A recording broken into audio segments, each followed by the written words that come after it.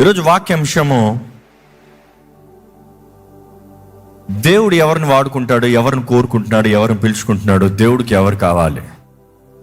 ఇక్కడ ఉన్న ఎవరికన్నా దేవుడికి నేను కావాలి, నేను ఎరిగి ఉన్నాను అన్న విశ్వాసం ఉన్నవారు ఉంటే చేతులు ఎత్తుతారా? Almost everybody.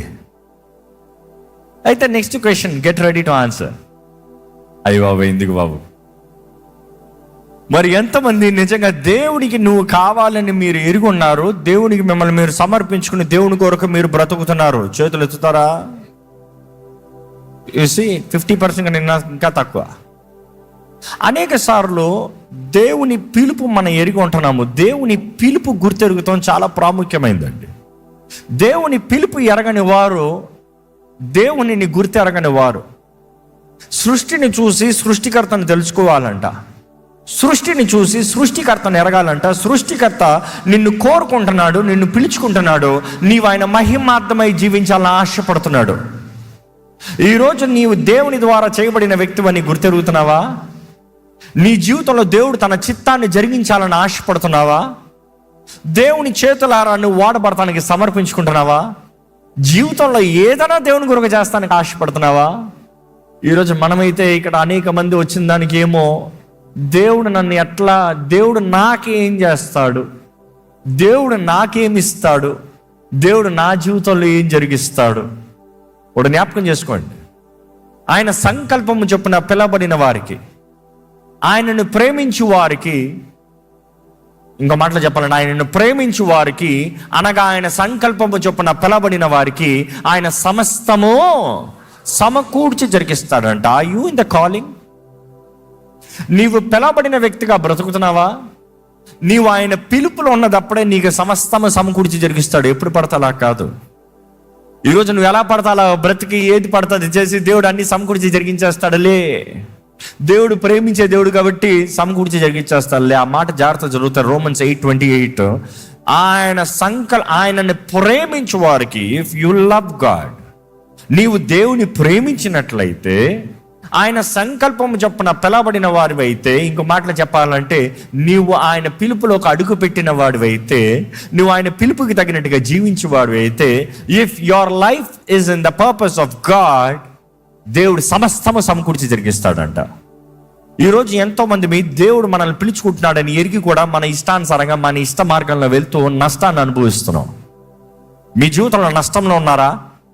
మీ జీవితంలో ఇరుకుల్లో ఇబ్బందుల్లో నలిగిపోతున్నారా? లేకపోతే ఇరుకులు ఇబ్బందుల్లో కూడా ఆనందించి స్తుతించగలుగుతున్నారా? ఎందుకంటే I would not deny life will not have sufferings. Life will have sufferings, but then can you rejoice in your suffering?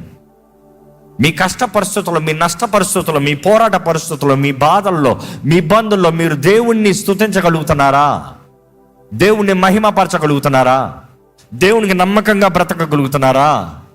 దేవుని వాక్యం చూసినప్పుడు అండి, ఇక్కడ చాలా చక్కగా ఉంది. 26వ వచనం నుండి చదువుదామండి ఒకసారి. సహోదరులారా, మిమ్మును పిలిచిన పిలుపును చూడుడి. మీలో లోకరీత్యా జ్ఞానులైనను ఘనులైనను గొప్ప వంశస్థు వారైనను అనేకులు పిలువబడలేదు. కానీ ఏ శరీరియు దేవుని ఎదుట అతిశయింపబడకుండానట్లు జ్ఞానులను సిగ్గుపరచుటకు లోకములో ఉండు వెర్రివారిని దేవుడు ఏర్పరచుకొని ఉన్నాడు. ఈ ప్యాసేజ్ చదివినప్పుడు from 26th verse to 29th verse is so nice. 5 రకాలు, 5 categories అక్కడ దేవుడు చూపిస్తున్నాడు.